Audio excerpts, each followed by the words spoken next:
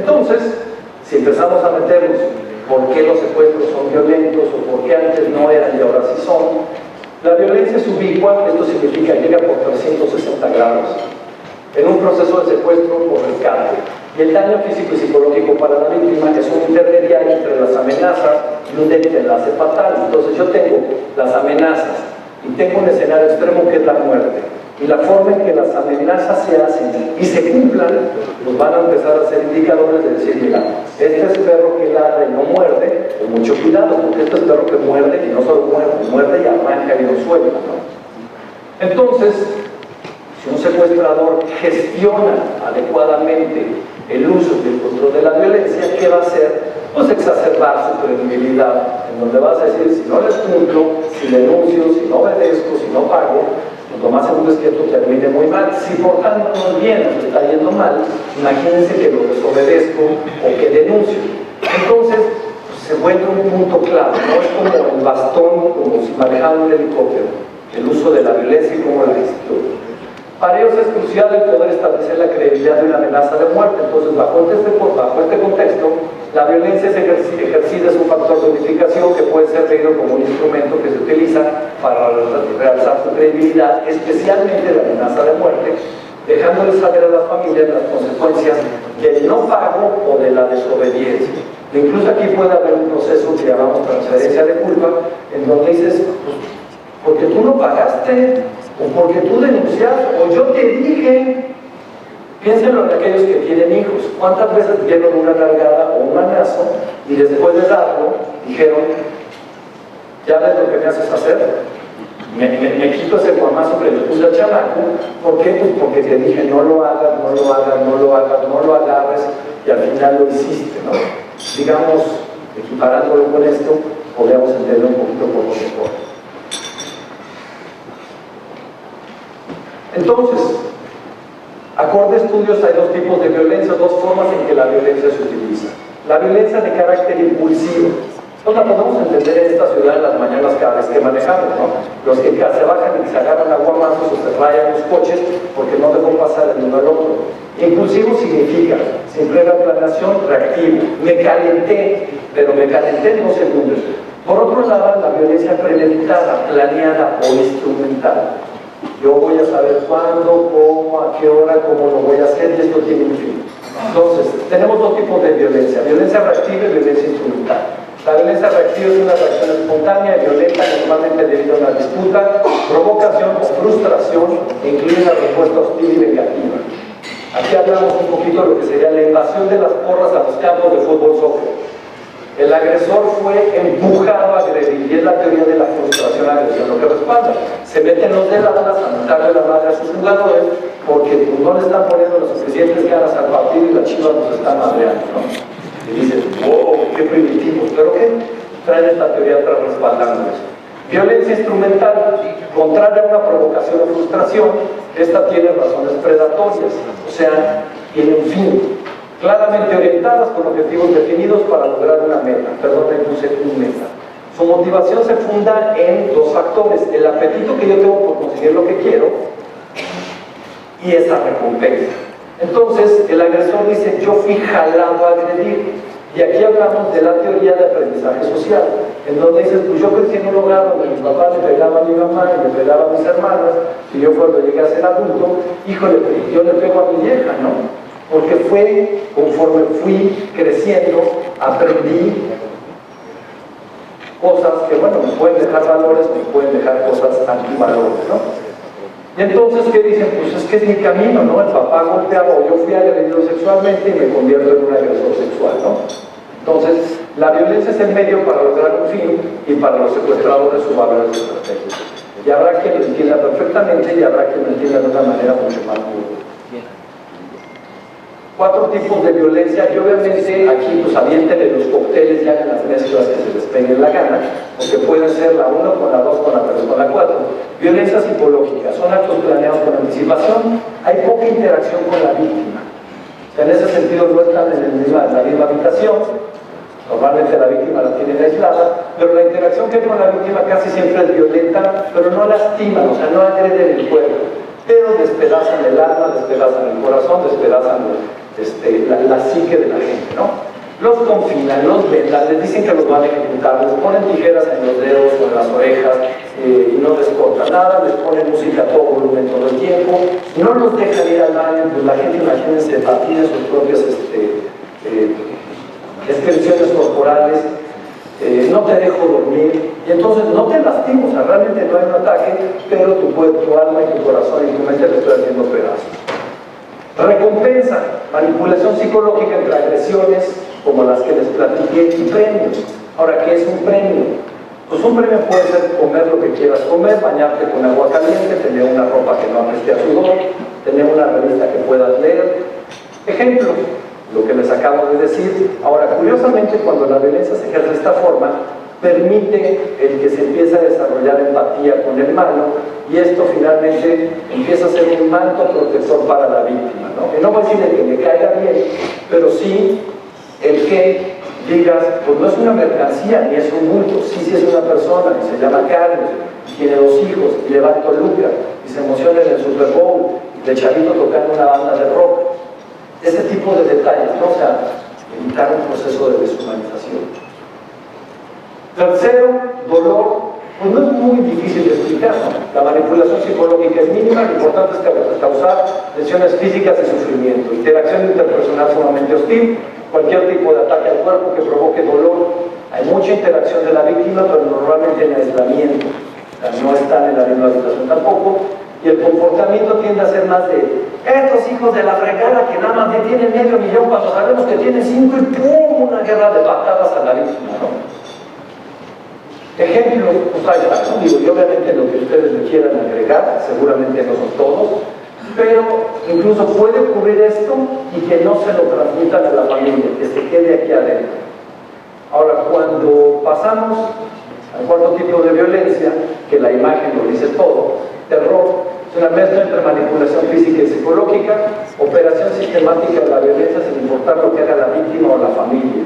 Esta gente va a decir, si hoy nos ofrecen 30,000 pesos o 3 millones, no importa, vamos a tomarle la foto, le vamos a poner la pistola, le vamos a rasgar la camisa, le vamos a echar sangre artificial o le vamos a tirar los dientes y que sea sangre natural, sin importar lo que diga o haga la víctima o diga o haga la familia. Ejemplos, pues terribles los ejemplos, y aquí sí son documentados y son compartidos con la familia, y bueno, dentro de estos 4 tipos, pues podemos hablar de, pues jalamos de un poquito o de otro poquito. Ahora, cuando en el proceso, después de que un ultimátum llegó 4 veces, pues te das cuenta que es un grupo que no los va a respetar y que las amenazas tienden a quedarse en un plan psicológico. Cuando en el primer contacto o la primera interacción de comunicación empezamos con esto, pues la probabilidad de que las cosas salgan mal van en aumento, o de que se tiene que tener mucho más cuidado con un grupo de estas características. Esta imagen me encanta, y el texto que tiene el Guasón, en donde dice, no estamos contractualmente atados a ser racionales, ¿no? Entonces, oye, y si no se llega a un acuerdo, ahí sí podría explicarles un poquito, ¿no? No cuando se llega a un acuerdo se paga.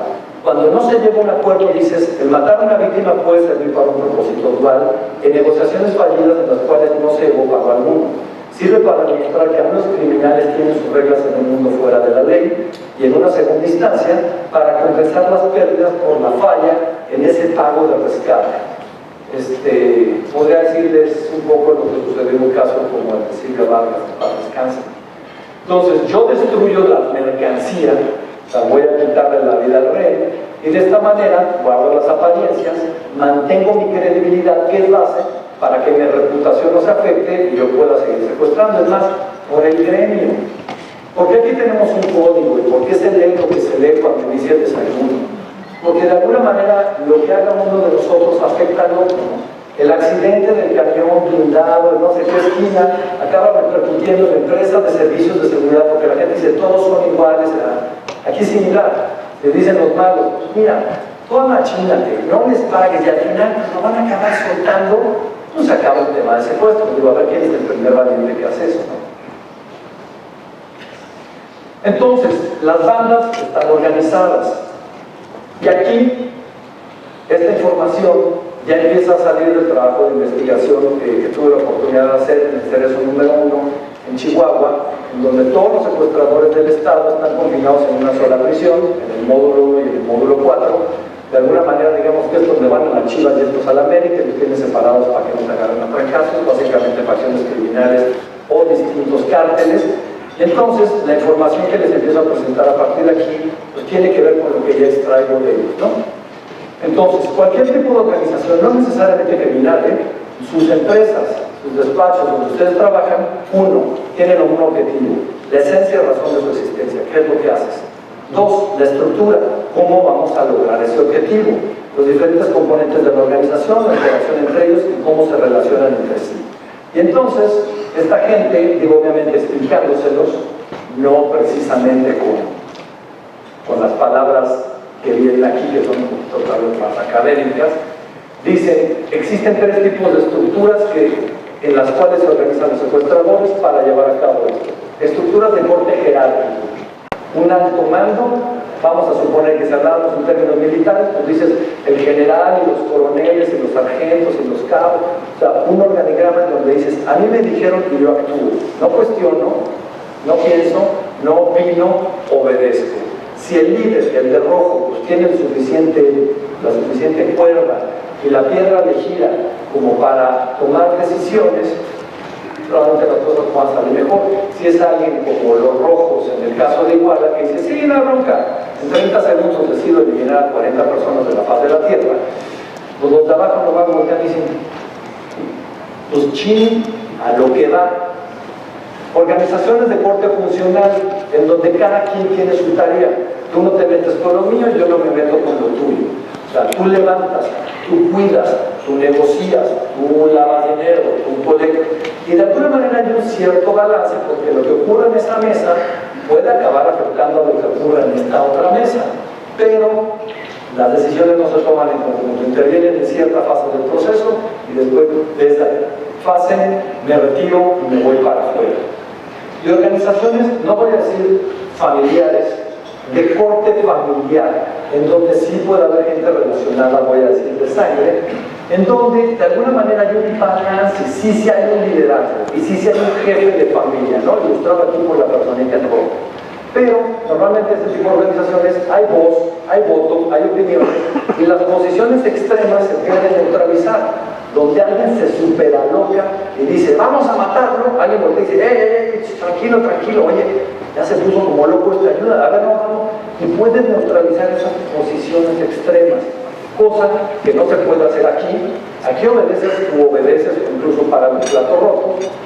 Aquí no tienes ni la comunicación ni el contacto y está reservado una función específica, y aquí, pues aunque seas el jefe, yo tengo la suficiente capacidad de interponerme, de platicar y de opinar, incluso de neutralizar, les digo, decisiones extremas. Ok, existen, y hablamos ahora, motivaciones para llevar a cabo cosas que no quiero hacer o para ejercer la violencia. Y entonces, investigar dentro de lo que llamé los sistemas de recompensa o promoción, esto es ascender en grados, o miedo y castigo. Entonces, existen dos diferentes dimensiones criminales subyacentes que pueden ayudar en la comprensión de la forma en la cual trabaja una organización criminal. Esto es su cultura y la fuerza del grupo. Uno, el grado de una cultura que impondrá reglas y rangos a sus miembros. Dos, la fuerza del grupo al que pertenece el individuo y qué tanto de su vida está unido a este grupo. Un ejemplo para los que aquí andamos rondando los 50 años, pues es la película de Los Guerreros, ¿no? ¿Quién después de no ver esa película quería su pandilla y pintarse la cara de beisbolista loco y andar en la calle con un bat de béisbol, ¿no? Y entonces decías, ok, en un ejemplo muy polivalente, pero entendías ese tema de cultura, en donde dices, tú cállate, eres un soldado, él manda, tú obedeces. Y dos, pues yo voy a dar la vida por defender a mis compañeros. Vamos a tratar esto a los días actuales. ¿Alguien me dice, el caballero de los tatuajes interesantes, a qué grupo pertenece? Maras, ok. Y entonces, lo primero que identifican los maras, pues es el tatuaje de la lagrimita, que significa yo ya me descabeché a alguien. Ah, ok. Entonces, traído de un ejemplo de pantalla a un ejemplo de la vida real, entonces muchas cosas de las que ocurren dentro pueden no tener que ver con lo que hacemos o dejamos de hacer del otro lado, sino con lo que ocurre dentro del grupo. Entonces, Siguiendo el mismo punto, reglas y rangos o falta de ellos y el nivel de cohesión y fuerza del grupo creará el contexto de cualquier acción criminal, lo que significa que el resultado final puede no solo depender del proceso de negociación, que es lo que les decía, sino de lo que acontece dentro de la organización criminal. Entonces yo puedo desarrollar una carrera criminal dentro del grupo, sobre todo en organizaciones de carácter jerárquico. Puedo ganar más dinero, puedo ser más importante, puedo tener tareas de mayor responsabilidad. Y aquí digo, creo que esto es del ejército, digo, vean la tipografía, para no ofender a nadie, digo, simplemente dices, pues el que tiene 5 rayitas es más que el que tiene una, y el que tiene más estrellitas es el que vale más que el que tiene uno. Entonces yo puedo ir creciendo dentro del mismo grupo dentro del cual pertenezco. Y lo hemos escuchado en los cárteles específicamente. Ahora, esto es un sistema de recompensa y promoción. Por el otro lado, pues tenemos el sistema de miedo y castigo. Mismo párrafo, misma lectura de la lámina anterior, pero en vez de carrera criminal hablamos de condicionamiento por medio, en donde puedes vivir el contraste de esta imagen, puedes estar de este lado o estar de este lado. Si no lo haces, te lo hacemos a ti. Si no obedeces, el que va a pagar el plato rojo eres tú. Si fallas, vas a... Y entonces yo me puedo mover dentro de una organización criminal, pues por el lado de decir, voy a tener un beneficio, una promoción, un crecimiento, o simplemente estoy haciendo las cosas pues, para mantenerme relativamente a salvo dentro de este grupo, independientemente de que sea un criminal y reciba los beneficios de ellos. Entonces, dentro del tema de la tesis, preguntas de investigación, digo, son cosas, son requerimientos específicos que hay que llenar. ¿Qué factores pueden influenciar la decisión de un secuestrador para lastimar y matar a sus víctimas en vez de liberarlos una vez que ya recibieron el pago del rescate? Objetivo, determinar qué factores influencian los procesos de toma de decisiones en los secuestradores durante las negociaciones del rescate. Dentro de los mismos objetivos, el primero se divide en 3. Identificar niveles de psicopatía y si existe alguna relación con los resultados de los casos. Identificarse las estructuras organizacionales criminales, específicamente su jerarquía, sistemas de recompensa y promoción, miedo y castigo, tienen un impacto en que la forma en que la violencia es ejercitada, ya sea de forma reactiva o instrumental, al igual que el resultado final del caso. Y por último, examinar el impacto de la empatía con la víctima en la decisión de lastimar o matar a sus víctimas. Ernestina Sodi narra su libro Líbranos del Mal, donde habla de su secuestro, que en el momento en que le iban a cortar un dedo, quien la cuidaba, a quien ella bautiza como Romeo, brinca y dice, no la lastimen, y no la lastimen, y no la lastimen, al grado de decir, no me den el dinero que me corresponde de este, quédense con la lana y con eso le compro el dedo. Y no, bueno, en teoría, por ello no le apuntan un dedo, y eso dices, este tipo pasó de la empatía al enamoramiento, ¿no? Pero dices, ok, tenemos un ejemplo ahí muy real. Entonces, a través del proceso estadístico, ¿qué se midió? Empatía, por una prueba llamada Toronto, el cuestionario de empatía de Toronto. La psicopatía fue a través de una prueba llamada Levinson. La estructura organizacional, sistemas de recompensa, de ese instrumental fue a través de un cuestionario diseñado, en donde tipo, vamos a decir, como la preferencia de voto, ¿no? Algo, mucho, poco, nada, sí o no. Un cuestionario que se le dio a estas personas y que fue contestado por otros. Entonces, primera gráfica. Estos son planos de dispersión, en donde en un eje tienes psicopatía primaria y hay psicopatía secundaria. La psicopatía primaria mide factores afectivos e interpersonales. Y si ponemos los resultados con empatía, ahorita se los explico. La calificación máxima de psicopatía es 5. Se empieza en 1 y termina en 5. Si es 5, es verdaderamente el hijo de Satanás. O sea, nadie llegó a 5. Y el cuestionario de empatía, su calificación máxima era de 64. Aquí, digo, no hubo alguien más que llegara, entonces quedó hasta 60. Ahora, los puntitos que ven azules son la mezcla de los dos ejes de la gente que sobrevivió su cautiverio. Los puntos rojos son gente que no sobrevivió su cautiverio. Y aquí empiezan a ver lo frío que es hablar de estadísticas. Cada puntito rojo es alguien que perdió la vida de una familia despedazada, y aquí lo hablamos con una facilidad impresionante, ¿no? Entonces, ¿qué dice? Fíjense, aquellos casos en donde la víctima perdió la vida no rebasan, en este caso, más de 35 puntos, ¿no? O sea, como que hay un punto en que dice, esta gente ya no va más allá. Empatía con la víctima, empatía con la sociedad, empatía con su familia, empatía con el planeta. Hay un tope en donde dices, no la desarrollaron desde chicos o no se les explotó lo suficiente durante el proceso de negociación y cautiverio. La segunda lámina que mide la psicopatía secundaria, que son los factores antisociales de estilo de vida, son 9 factores dentro de psicopatía primaria y 9 factores dentro de psicopatía secundaria. Lo mismo, aunque las gráficas de alguna manera, aquí podemos ver como una curva hacia abajo, aquí se tiende a concentrar un poco más sin poner una curva, curiosamente lo vemos igual, en donde dices, hay una línea de la cual no pasa. Entonces, ¿qué empezamos a decir? La carencia de empatía de esta gente, porque ya vienen dañados, o porque en el proceso no se explotó lo suficiente, o la víctima no lo pudo aprovechar a su favor, pues es un factor que juega en contra. Esta es la gráfica de los resultados en donde decimos, conforme el score de empatía va ascendiendo, la probabilidad de supervivencia también. O sea, donde en el eje vertical dice probabilidad de supervivencia 0.2, 0.4, 0.6, 0.8 o 1, nos damos cuenta que prácticamente cuando los niveles de empatía están en el rango de 45, la probabilidad de supervivencia es sumamente alta. Podemos usar esto en un proceso de negociación, podemos usar esto en un proceso es horrible, de capacitación a alguien que no ha sido secuestrado, para que si es secuestrado se le explote al máximo y diga, que hables bien compadre y no le mientes la madre, si te ofrecen una cerveza, tómatela, y si te ofrecen dar un toque, dátelos con ellos. Yo les digo desde el instante, sí. Ahora, en el tema de probabilidad de supervivencia contra psicopatía primaria y secundaria, sin que haya sido tan notorio como con el anterior, que se lo voy a decir un poco más adelante, podemos ver que conforme los niveles de psicopatía aumentan, la probabilidad de supervivencia disminuye. Ahora, no nos vayamos con la finta que todos los psicópatas son criminales. Hay psicópatas traje y corbata dentro de las empresas que operan perfectamente y simple y sencillamente deciden el no uso o ejercicio de la violencia en acciones criminales. No nos quedemos con que los psicópatas son el pingüino, el guasón y Gatúbela y todos esos. Si vemos la psicopatía secundaria, la gráfica es muy parecida.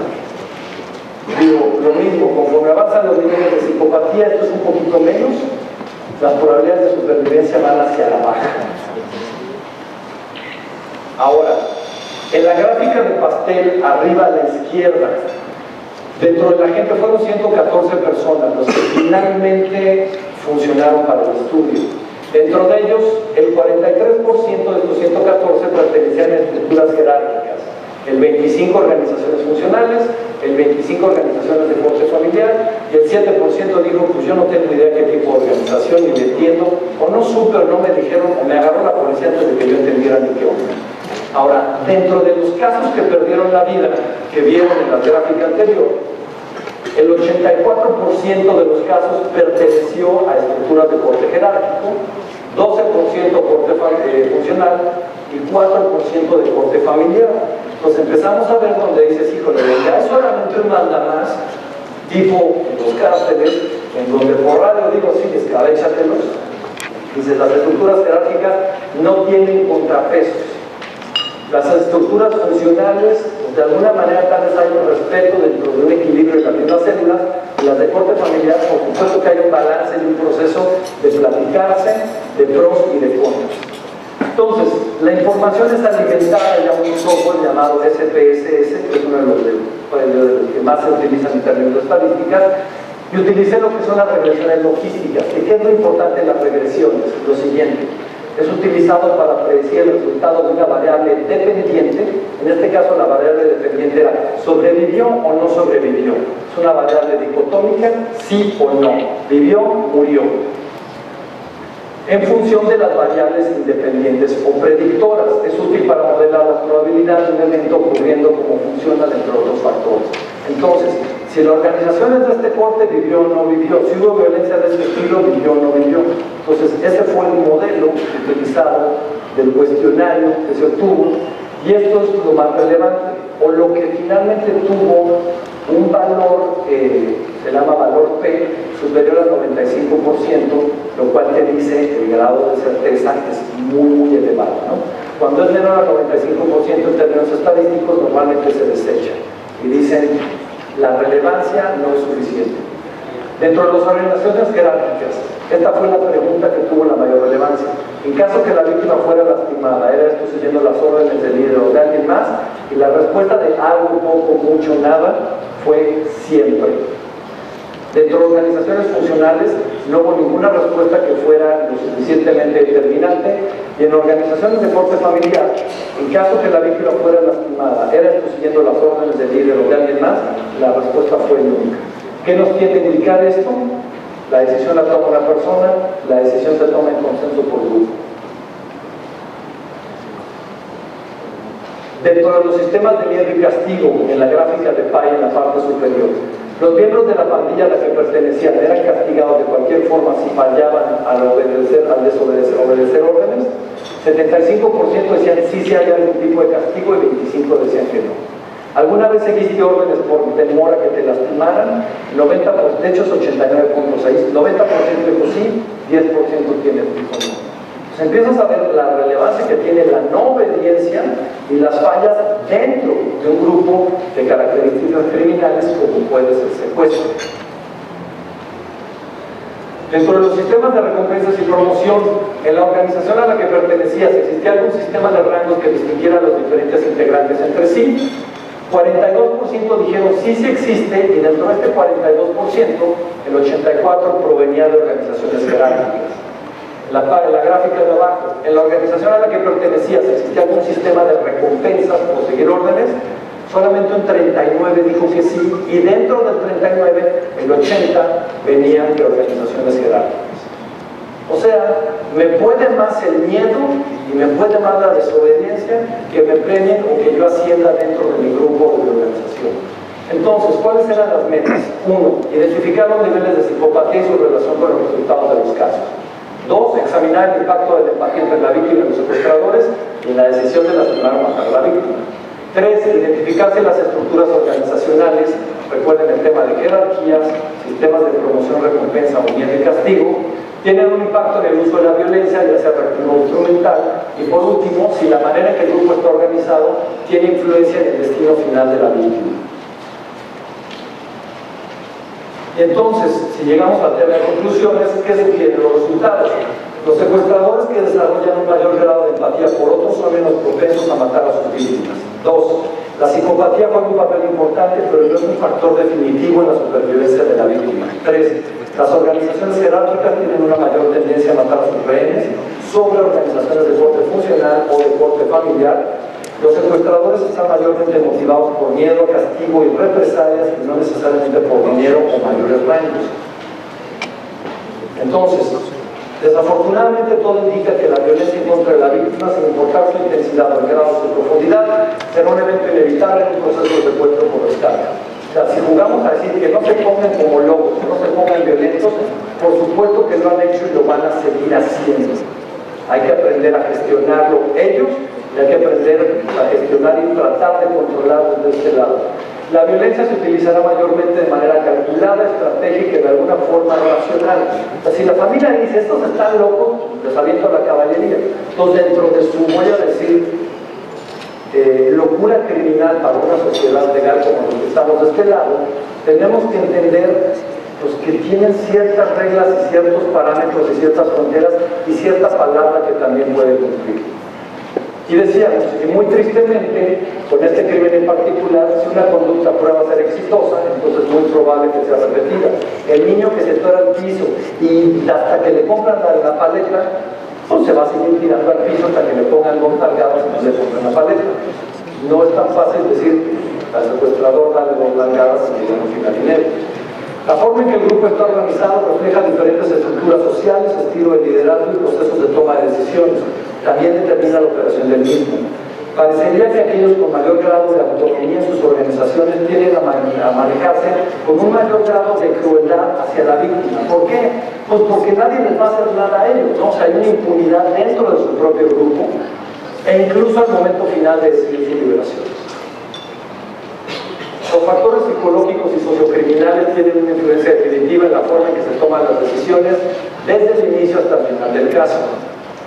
Si hay contacto con la autoridad y se sabe a través de actividades de inteligencia cómo operan los grupos regionales o qué tipo de banda es, o a través de identificar los patrones de voz y dices, oye, esta organización tiene estas características, probablemente sea más fácil ya el proceso de negociación.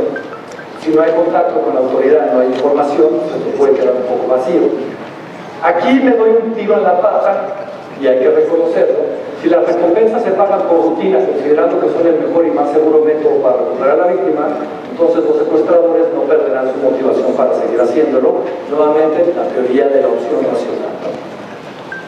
Desafortunadamente, los secuestradores pueden no solo estar buscando un rescate, pueden estar procurando la construcción de una carrera criminal a costa de infligir sufrimiento, dolor y hasta la muerte de una víctima indefensa. ¿Alguien ya vio Breaking Bad? Sí. Bueno, pues Walter White, ¿no? Si no la han visto, vean, es la cosa horrible.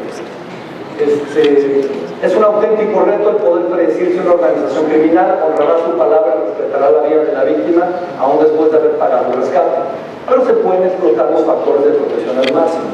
Pablo suele decir, pues mira, tú puedes ver a un atropellado en la calle que se está ahogando, se está asfixiando, saca una pluma, clávasela en la garganta, sóplale, y pues igual llega arriba al hospital, ¿no? Y usa lo que vemos en las películas. Es preferible un quirófano, campos esterilizados, luces adecuadas, instrumental esterilizado, ya más si se nos puede ir. Pero dices, si a mí me van a hacer una traqueotomía, pues yo prefiero esto y no que me entierren una pluma bique en la garganta y luego me escupan la torta de tamal en la mañana y después me muero de una septicemia. Entonces, aunque se maneja con hilos ese proceso de negociación, se puede manejar con hilos, vamos a decir, de acero, en vez de que sean hilitos nada más de algodón. El proceso de negociación es clave para potencializar las probabilidades de supervivencia de la víctima y punto. Aquí no hay reversa y no hay más.